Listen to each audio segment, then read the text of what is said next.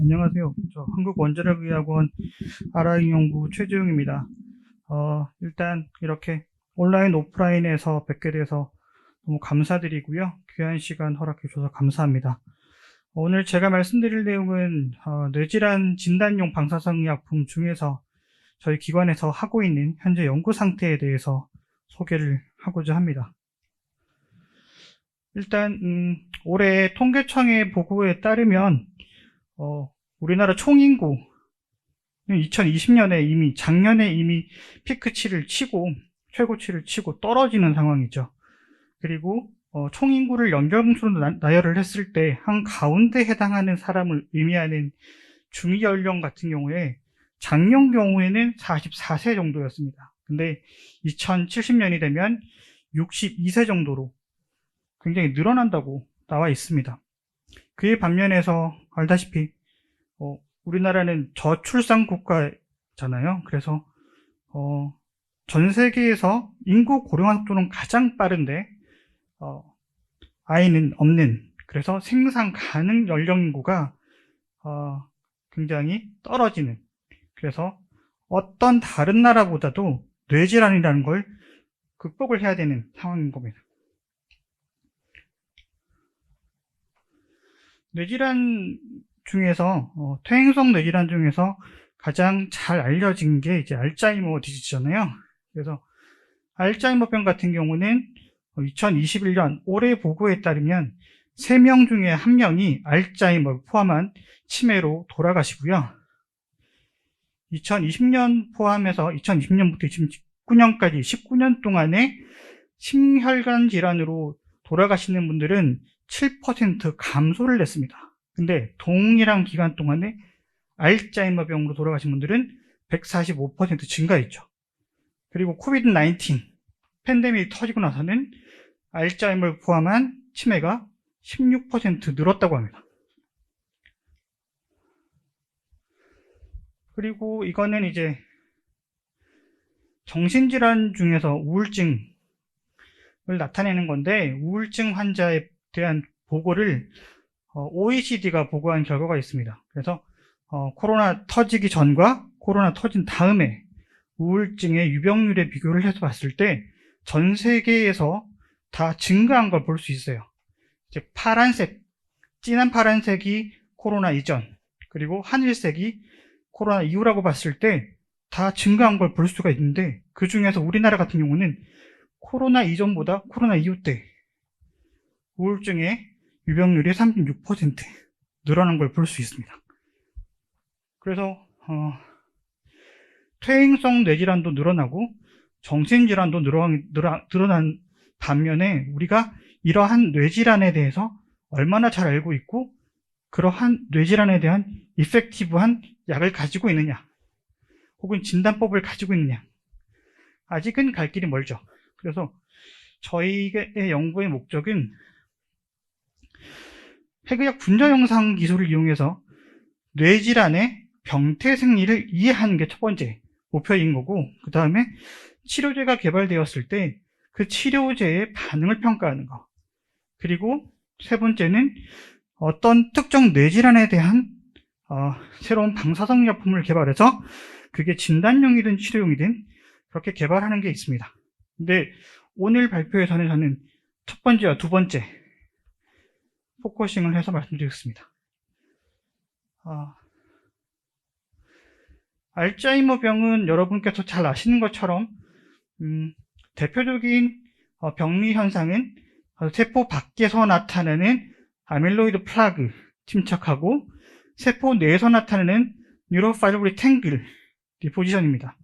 그 외에도 마이크로글라이시스라든지 아스트로글라이시스 같은 염증 반응이 증가하는 것도 그 요소 중에 하나죠.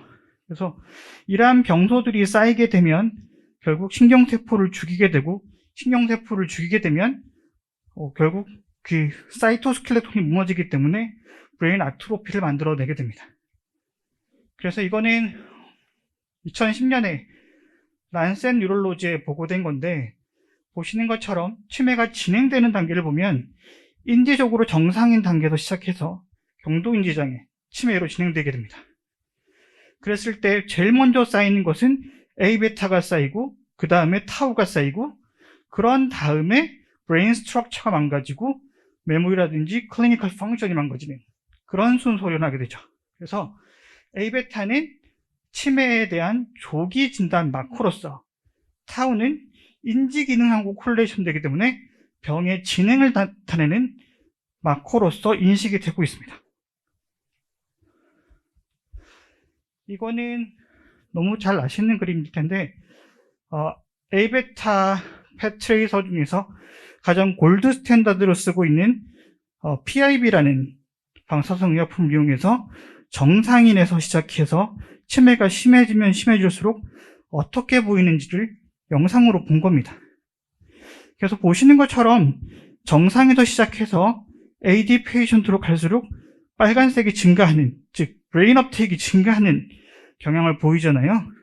이거는 환자에서 나타낸 건데, 근데 우리가 임상에서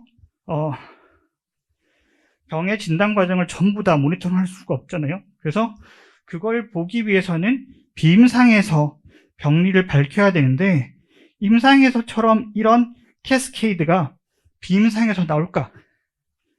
그래서 첫 번째 의문은 여기서부터 시작했습니다. 그래서 임상에서의 파인딩이 비임상에 나올까를 보기 위해서 시작을 했었고요.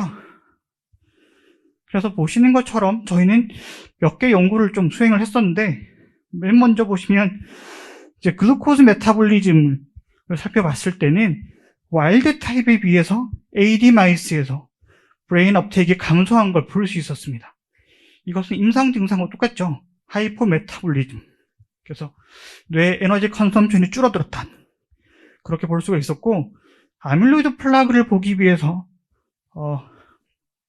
지금은 시판돼서 실제 병원에서 쓰실 수 있는 방사성 의약품인 FC129S를 이용해서 와일드 타입하고 AD 마이스 비교를 해봤습니다. 그랬을 때 AD 마이스에서 밑에 패널에서 보이는 것처럼 브레인의 리텐션이 좀 더 커지는 그런 걸 볼 수가 있죠. 그리고 타우 프로테인을 보기 위해서 P301L이라는 마이스를 이용해서 17주령부터 47주령까지 롱지튜디널 스터디를 해봤는데, 이때는 와일드 타입과 이거 오타네요. P301L 마이스 S 마우스 비슷했습니다.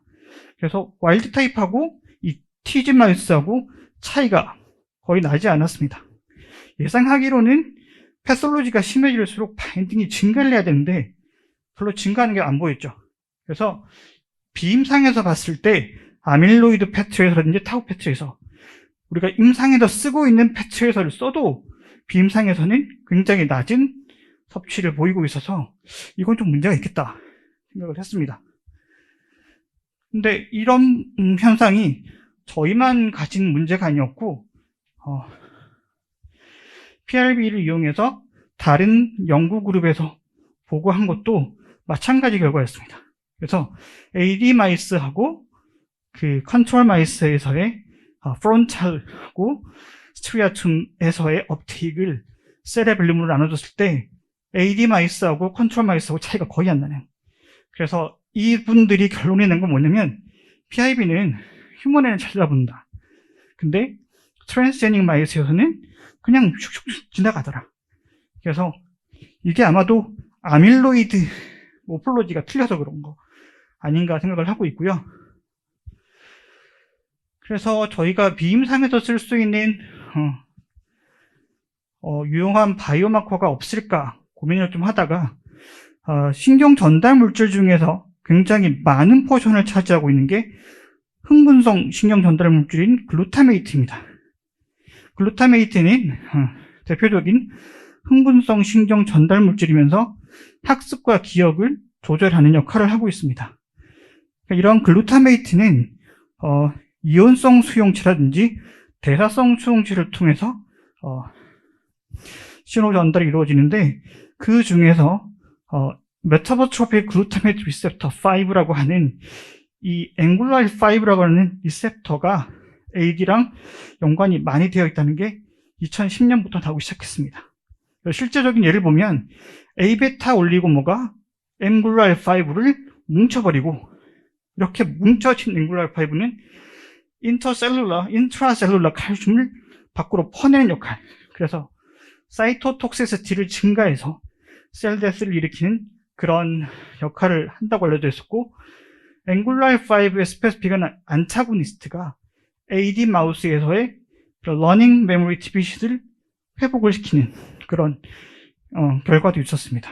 그래서 10년과 13년의 결과를 보고, 그러면 앵굴라 R5라는 게 알츠하이머의 유효한 마커가 될 수 있지 않을까 생각을 해서 저희가 스터디를 하기 시작했고요. 스터디를 할 당시에 물론 다른 그룹에서도 연구를 했습니다. 이 연구는 2017년도에 스웨덴 웁살라 그룹에서 나온 연구 결과인데, 이쪽 그룹에서는 앵굴라 R5 스페시픽한 팻 웨이드 트레이서로서 ABP68을 쓰고 연구를 했었는데, 맨 왼쪽 컬럼에서 보이시는 거는 시간이 지나면 지날수록, 나이가 들수록 A베타 패톨로지 증가하는 거. 그런데 오른쪽 히포캠퍼스라든지 스트리아툼이라든지 홀 브레인에서 펫으로 봤을 때 그 바인딩 포텐셜의 변화는 유의하게 나지가 않았습니다. 그래서 이분들은 펫으로 앵굴라 R5를 AD에서 유의한 차이를 못 봤다, 그래서 실패했다, 그렇게 해서 뉴로파마콜로지라는 저널에 투고를 했고요. 근데 저희가 보니까 여기 맨 왼쪽에 아밀로이드 증가하는 것도 이해가 됐고, 앵굴라 R5의 두 번째 컬럼인데요, 여기서 보면 AD하고 정상하고 통계적인 유의성이 있거든요. 근데 펫으로 못 봤다. 그래서 조금 접근할 수 있지 않을까? 그런 생각을 가지고 두 가지를 바꿔봤습니다. 첫 번째는 그 전에 쓴 그룹에서는 AG 아크 스웨디시라는 마이스를 썼고요. 이 마이스 같은 경우는 플라그 생성이 6개월째 진행이 되는데, 저희는 조금 더 빨리 시비어하게 생기는 5XFAD 마이스를 써봤습니다. 그리고 레이디오 트레이서로서는 이쪽 그룹에서는 ABP688을 썼는데, 저희는 FPEP을 썼어요. ABP688 같은 경우가 물론 앵굴라 R5를 보는 골드 스탠다드 같은 펫 레이디오 트레이서긴 하지만, 얘는 브레인 업테이크가 FPEP에 비해서 많이 떨어집니다. 바인딩 포텐셜로 보면 FPEP에 비해서 17%에서 33% 정도 떨어지는, 그래서 브레인 업테이크가 떨어지니까 차이를 못 보지 않았을까. 그래서 저희는 5XAD라는 마이스하고 FPEP을 써서 연구를 했습니다. 그리고 이제 5XFAD는 사실은 잭슨랩에서 처음에 이제 도입을 해야 되는데, 잭슨랩에서 파는 스트레인은 크게 두 가지입니다.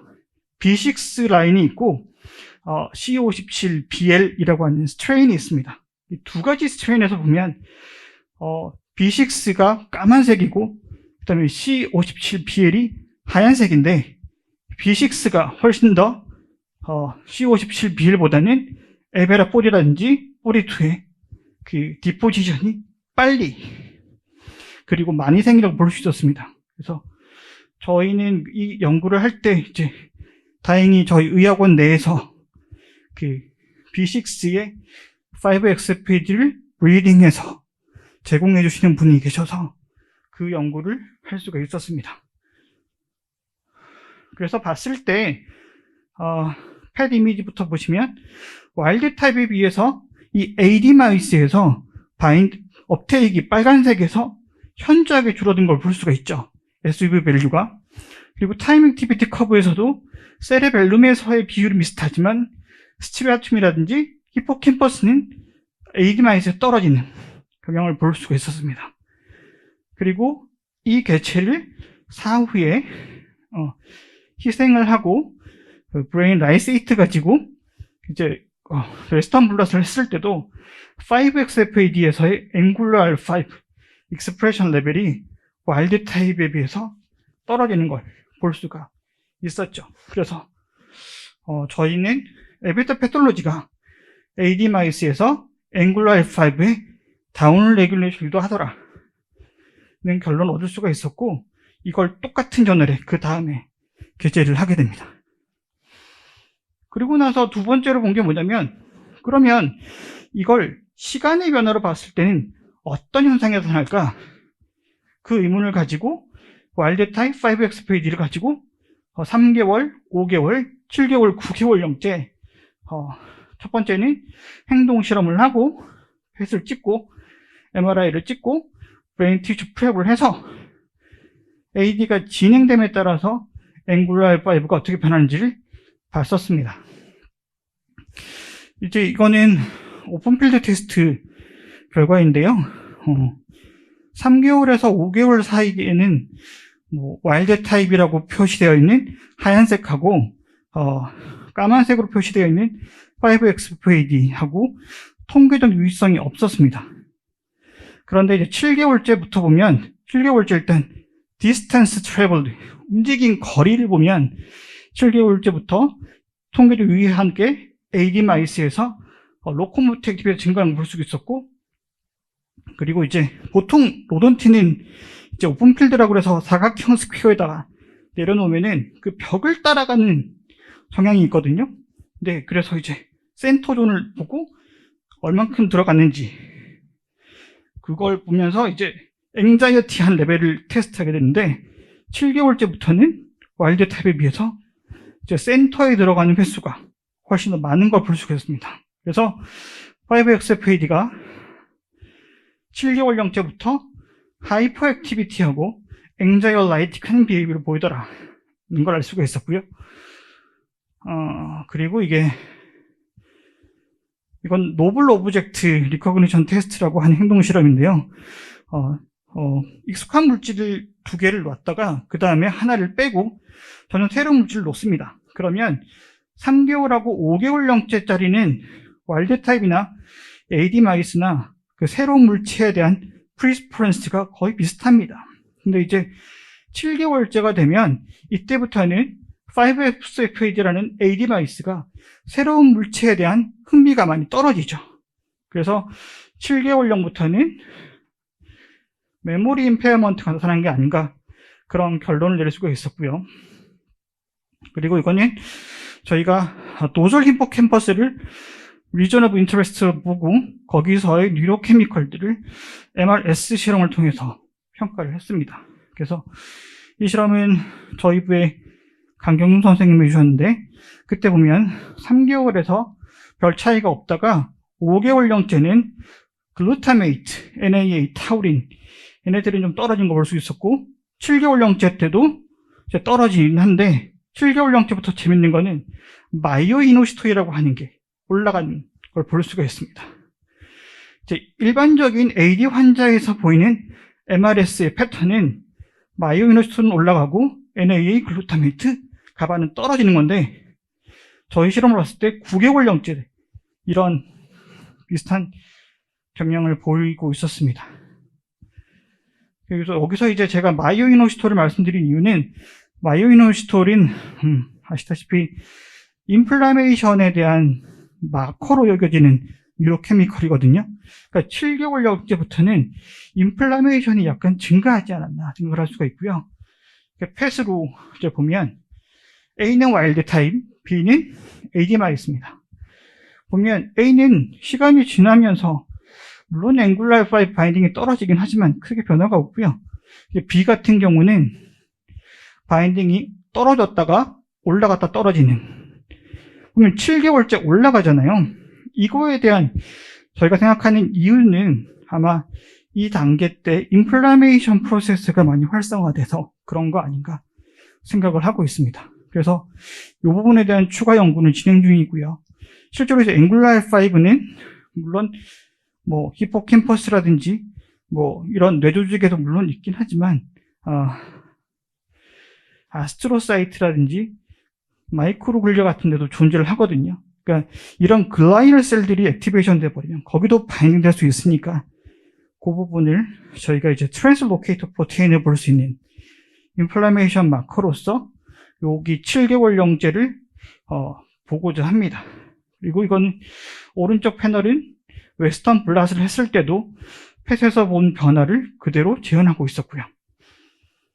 실제로 이제 뇌를 시기별로 이제 IHC를 했을 때도 아밀로이드 버디는 AD에만 나오고 와일드 타입은 안 나오고, 그리고 이제 그 버든이 히포캠퍼스, 살라무스, 코텍스, 트리아순으로 쌓여 있는 걸 볼 수가 있었습니다. 그러면 이제까지 본 거는 롱지튜디널해서 변화가 있었다. 그러면 그 다음 과정은 뭐냐면 치료 효과를 평가할 수 있을까라는 거거든요. 근데 알다시피 알츠하이머의 치료제로서 FDA 승인받은 거는 크게 두 종류입니다. 콜린에스테라즈 이미니비터라든지 NMDA 리셉터 안타고니스트 등이 이 승인을 받아서 쓰고 있는데, 이 약들의 문제는 뭐냐면 증상을 천천히 진행시킬 뿐이지 원청적으로 블락하지는 못합니다.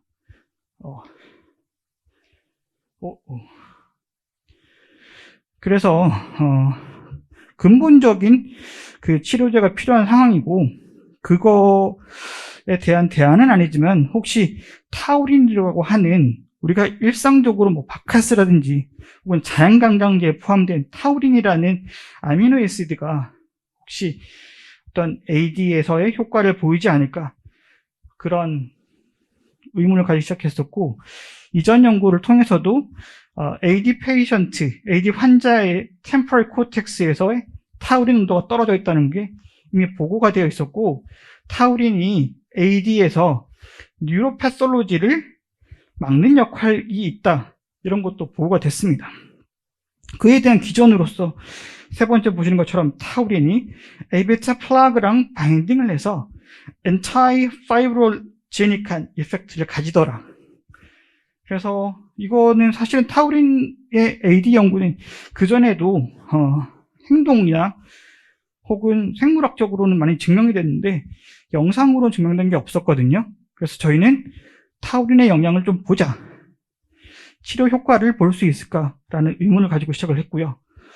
이 연구는 저희 부의 오세종 박사님이 주도적으로 진행을 했습니다.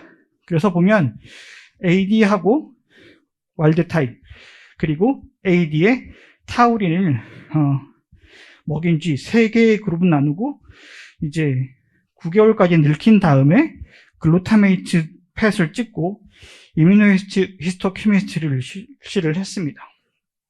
그래서 결과를 보면 와일드 타입에 비해서 AD의 앵글러 R5 바인딩이 떨어진 건 이미 보셨었고, 타우린을 써주니까 이 업테이크가 상당 부분 회복하는 걸 볼 수가 있었습니다.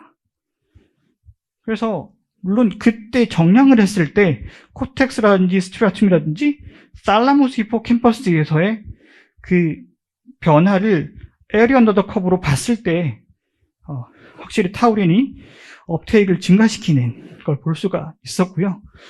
근데 이제 유기텐이라고 하는 아밀로이드 패솔로지를 봤을 때는 타우린을 썼을 때, 쓰지 않았을 때 통계적인 유의성은 없었습니다. 그래서 저희가 생각하고 있는 거는 이 타우린이 A베타 플라그에 직접 적응하는 것이 아니라 올리고모라든지 그 전에 아밀로이드의 다른 형태인 그 어디에 있는 패솔로지 어디에 있는 거랑 인터랙션을 해서 이런 효과를 가지지 않을까, 그런 의심을 하고 있습니다. 그러면 FDG를 쓰면 어떻게 될까요? 왼쪽에 보시면 FDG 펫을 찍으면 치매주에선 당연히 뇌흡수가 떨어지는 하이포메타볼리즘 볼 수가 있지만 약물을 처리를 해도요 FDG 업테이크는 크게 증가하지 않습니다. 변하지 않습니다. 그런데 F팹을 쳤을 때는 이 AD 마우스에서 떨어졌던 브레인 업테이크가 올라가는 걸 볼 수가 있죠. 그래서 치료 반응을 평가하는 데는 어쩌면 FDG 팹보다는 나을 수가 있겠다. 그래서 저희가 이걸 작년에 국내 특허 출원을 했고요. 두 번째 테마는 그 정신질환에 관련해서입니다. 이미 아시는 것처럼 우울증, 조현병, 뭐 되게 많은 정신질환이 있는데요. 사실은 그 기저에는 발달기에 있는 그 인펀트라든지 혹은 주상기에 있는 임신되어 있는 상태에서의 태아에서 스트레스를 받으면 그 스트레스들이 그 뇌가 발달하는 시기에 생성되는 시기에는 외부 스트레스부터 스트레스에 취약할 수밖에 없잖아요. 그래서 그런 스트레스에 계속 노출되다 보면 성인기 때 다양한 정신질환을 앓을 수가 있기 때문에 저희는 성인기 때가 아니라 이 디벨롭멘탈 그 시기에서의 컴플렉스 트라우마를 좀 보려고 했습니다. 그래서 이거는 제가 준비과제로 수행 중인 과제인데요. 발달 시기에 어떻게 복합적인 트라우마를 줄까?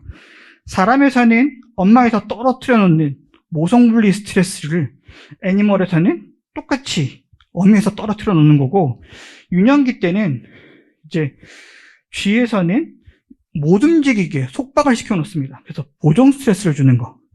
사회적 스트레스 같은 경우는 학교 폭력이죠. 불링 스트레스를 주는 게 사람에서라면 이 로던트에서는 프레데터를 창문 밖에 놓고 위협을 주는 그런 건데, 실제 저희 실험에서는 모성분리 스트레스하고 유년기 스트레스 이 두 가지만 사용을 했습니다.